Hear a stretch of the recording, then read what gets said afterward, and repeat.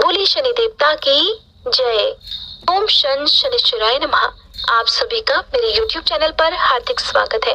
ये बात तो हम सभी जानते हैं कि शनि देवता को न्याय के देवता माना जाता है। हमारे कर्मों का फल देने का सारा कार्यभार शनि देवता पर ही है।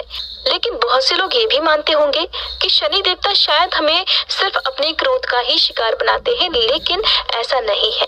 शनिदेव अगर किसी को उसके बुरे कार्यों की सजा देते हैं तो उनके अच्छे कार्यों के लिए अच्छा फल भी देते हैं। शनिदेव महान है।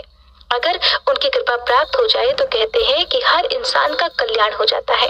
काले तिल, सरसों का तेल, काला वस्त्र, काली उड़द शनि देवता को बहुत प्रिय होते हैं और इनसे ही शनि देवता की पूजा की जाती है।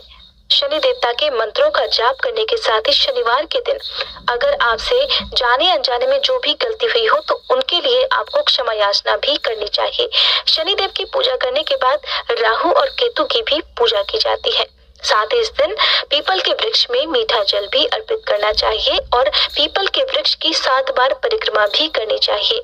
शनिवार के दिन विशेष रूप से शनिदेव के मंदिर में सरसों के तेल का या फिर तिल के तेल का दीपक भी जलाना चाहिए।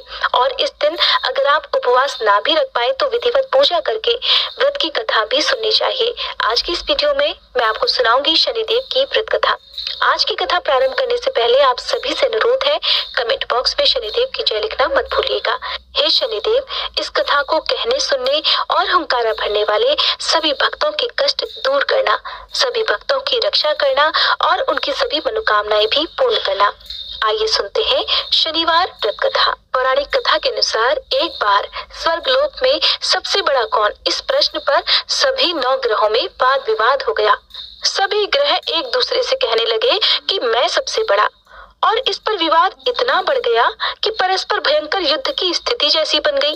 कोई हल ना निकलता देखकर सभी 9 ग्रहों के देवता देवराज इंद्र के पास जा पहुंचे और कहने लगे, हे देवराज, अब तो आपको ही निर्णय करना होगा कि हम में से सबसे बड़ा कौन है। देवताओं का प्रश्न सुनकर देवराज इंद्र भी उलझन में पड़ गए। तब देवराज इंद्र कहने लगे, हे नवग्रहों, आपके प्रश्न ने तो मुझे भी उलझन में डाल दिया है। मैं इस प्रश्न का उत्तर देने में असमर्थ हूँ। हम सभी पृथ्वी लोक में उज्जैनी नगरी में राजा विक्रमादित्य के पास चलते हैं। इस प्रकार देवराज सहित सभी 9 ग्रहों के देवता उज्जैनी नगरी में जा पहुंचे। महल में पहुंचकर जब देवताओं ने उनसे अपना प्रश्न पूछा तब राजा विक्रमादित्य भी कुछ देर के लिए परेशान हो उठे, क्योंकि सभी देवतागण अपनी अपनी शक्तियों के कारण महान थे। सभी 9 ग्रहों में से किसी भी एक को छोटा या बड़ा कह देने से उनके क्रोध का शिकार होना पड़ सकता था। अचानक राजा विक्रमादित्य को एक उपाय सूझा, क्योंकि राजा विक्रमादित्य को न्याय के लिए जाना जाता था। इसलिए उन्होंने न्याय करने के लिए विभिन्न धातुओं अर्थात स्वर्ण, रजत, कांसा, ताम्र, शीशा, रांगा, जस्ता, अभ्रक और लोहे के 9 आसन बनवाए। धातुओं के गुणों के अनुसार सभी आसनों को एक दूसरे के पीछे रखवाकर उन्होंने सभी देवतागणों को अपने अपने सिंहासन पर बैठने के लिए कहा। देवताओं के बैठने के बाद राजा विक्रमादित्य ने कहा, आपका निर्णय तो स्वयं हो गया। जो सबसे पहले सिंहासन पर विराजमान है वही सबसे बड़ा है। राजा विक्रमादित्य के निर्णय को सुनकर शनि देवता ने सबसे पीछे आसन पर बैठने के कारण अपने आप को छोटा जानकर क्रोधित होकर कहा, हे राजा विक्रमादित्य, तुमने मुझे सबसे पीछे बैठाकर मेरा अपमान किया है। तुम मेरी शक्तियों से परिचित नहीं हो। मैं तुम्हारा सर्वनाश कर दूंगा। तब शनिदेव ने कहा, सूर्य एक राशि पर 1 महीने, चंद्रमा 2.25 दिन, मंगल 1.5 महीने, बुध और शुक्र 1 महीने, बृहस्पति 13 महीने रहते हैं, लेकिन मैं किसी राशि पर 7.5 वर्ष अर्थात 7.5 जिसे कहते हैं तक रहता हूँ। बड़े बड़े देवताओं को मैंने अपने प्रकोप से पीड़ित किया है। यहाँ तक कि श्री राम को भी 7.5 के कारण ही वन में जाकर रहना पड़ा था।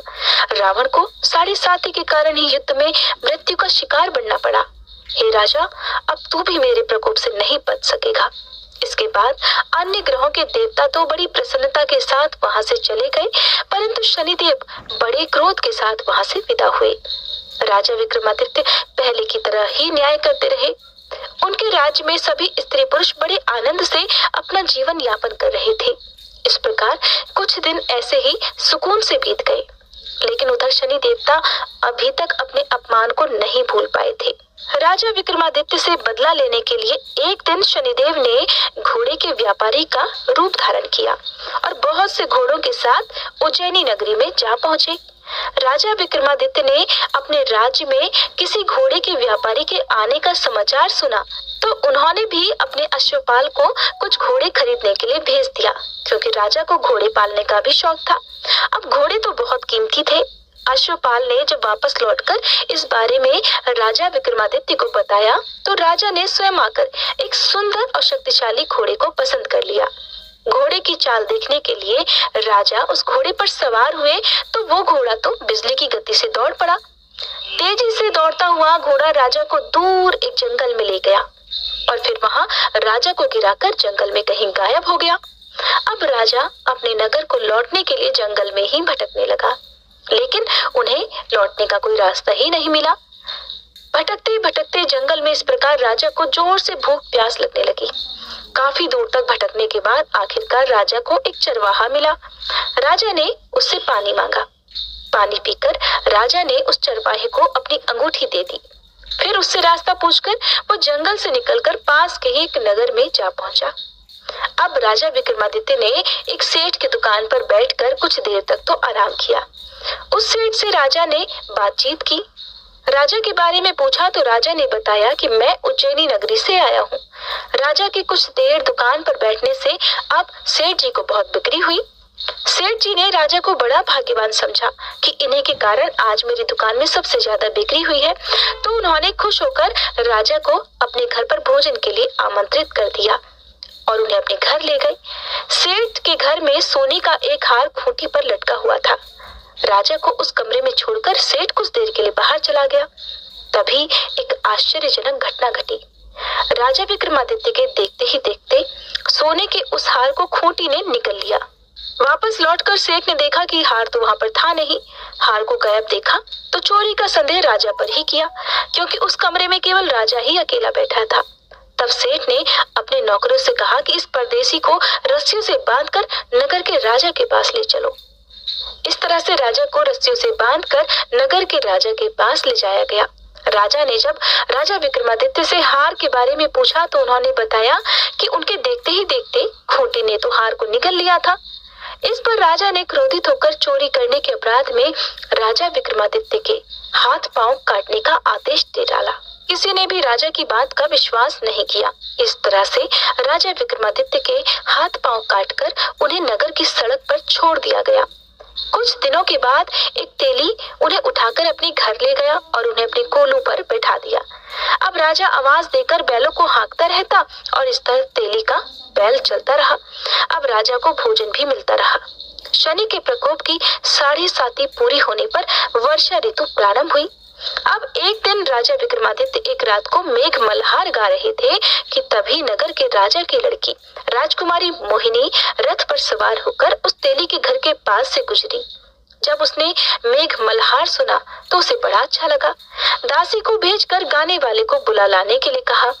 अब दासी ने लौटकर राजकुमारी को अपंग राजा के बारे में सब कुछ बता दिया। राजकुमारी उसके मेघ मल्हार से बहुत मोहित हुई, अतः उसने सब कुछ जानकर भी अपंग राजा से विवाह करने का निश्चय कर लिया। राजकुमारी ने अपने माता पिता से जब यह बात कही कि वो एक अपंग से विवाह करना चाहती है तो वे हैरान रह गए। रानी ने मोहिनी को समझाया, बेटी तेरे भाग्य में तो किसी राजा की रानी होना लिखा है, फिर तू उस अपंग से विवाह करके अपने पांव पर कुल्हाड़ी क्यों मार रही है। लेकिन राजकुमारी ने अपनी जिद नहीं छोड़ी। अपनी जिद पूरी कराने के लिए उसने भोजन करना छोड़ दिया और अपने प्राण त्याग देने का निश्चय कर लिया। आखिरकार राजा और रानी को विवश होकर अपंग विक्रमादित्य से अपनी राजकुमारी का विवाह करना ही पड़ा। विवाह के बाद राजा विक्रमादित्य और राजकुमारी उसी तेली के घर में रहने लगे। उसी रात स्वप्न में शनिदेव ने राजा से कहा, हे राजा, तुमने मेरा प्रकोप देख लिया। मैंने तुम्हें अपने अपमान का दंड दिया है। इस प्रकार राजा ने शनिदेव से क्षमा करने को कहा और प्रार्थना करते हुए कहने लगे, हे शनिदेव, आपने जितना दुख मुझे दिया है किसी और को कभी मत देना। तब शनिदेव ने कुछ सोचकर कहा, हे राजा, मैं तुम्हारी प्रार्थना स्वीकार करता हूँ। जो कोई स्त्री पुरुष मेरी पूजा करेगा, शनिवार को व्रत करके मेरी व्रत कथा सुनेगा, उस पर मेरा आशीर्वाद सदा बना रहेगा। इस प्रकार प्रातः काल जब राजा विक्रमादित्य की नींद खुली तो उसने अपने हाथ पांव सही सलामत देखे। ये देखकर राजा को बड़ी खुशी हुई। उसने मन ही मन शनिदेव को प्रणाम किया। राजकुमारी भी राजा के हाथ पांव सही सलामत देखकर आश्चर्य में डूब गई। तब राजा विक्रमादित्य ने अपना असली परिचय देते हुए शनिदेव के प्रकोप की सारी कहानी रानी को कह सुनाई। सेठ को जब इस बात का पता चला तो वो दौड़ा दौड़ा तेली के घर पहुंच गया। राजा के चरणों में गिरकर क्षमा मांगने लगा। राजा ने उसे क्षमा कर दिया क्योंकि ये सब तो शनिदेव के प्रकोप के कारण हुआ था। सेठ राजा को अपने घर ले गया और उन्हें भोजन कराया। भोजन कराते समय वहां एक आश्चर्यजनक घटना घटी। सबके देखते देखते उस खूंटी ने हार उगल दिया। ये देखकर सेठ बड़ा प्रसन्न हुआ और सेठ ने अपनी बेटी का विवाह भी राजा के साथ कर दिया। बहुत सारे स्वर्ण आभूषण और धन आदि देकर राजा को अपनी बेटी के साथ विदा कर दिया। अब राजा विक्रमादित्य राजकुमारी मोहिनी और सेठ की बेटी के साथ उज्जैनी नगरी में पहुंचे तो नगर वासियों ने बड़ी खुशी से उनका स्वागत किया। अगले दिन राजा विक्रमादित्य ने पूरे राज्य में घोषणा करा दी कि शनिदेव सभी देवों में सर्वश्रेष्ठ है, इसलिए हर स्त्री और पुरुष शनिवार को उनका व्रत करें और व्रत कथा अवश्य सुने। राजा विक्रमादित्य की घोषणा से शनिदेव बड़े प्रसन्न हुए। शनिवार का व्रत करने और व्रत कथा सुनने के कारण सभी लोगों की मनोकामनाएं शनिदेव की कृपा से पूरी होने लगी। सभी लोग बड़े आनंद पूर्वक रहने लगे।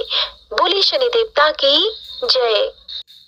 मित्रों, आशा करता हूँ कि यह धार्मिक शिक्षाप्रद कथा आप लोगों को अवश्य पसंद आई होगी। अगर आप लोगों को यह कथा पसंद आई हो तो इस कथा को लाइक करें और अधिक से अधिक लोगों को शेयर भी करें, जिससे कि वे भी इस शिक्षाप्रद उत्तम कथा को सुनकर अपने जीवन को सुखी एवं सामर्थ्य बना सकें।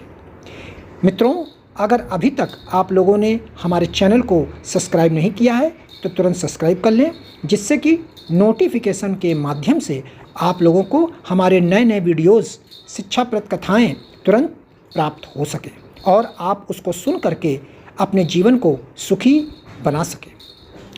तो कल फिर किसी नए धार्मिक कथा को लेकर के आप लोगों के समक्ष फिर से प्रस्तुत होंगे। तब तक के लिए राम राम।